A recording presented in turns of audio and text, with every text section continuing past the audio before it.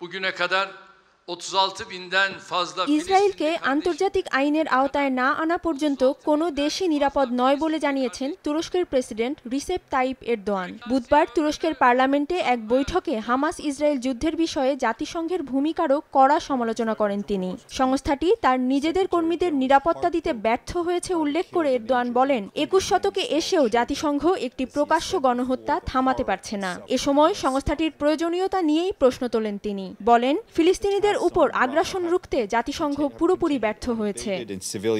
রাফায় রোববারের হামলার কথা উল্লেখ করে ইসরায়েলের অস্ত্র সরবরাহকারী যুক্তরাষ্ট্রকেও এক হাত নেন তুরস্কের প্রেসিডেন্ট। বলেন, যুক্তরাষ্ট্রের হাতে ফিলিস্তিনিদের রক্ত লেগে আছে।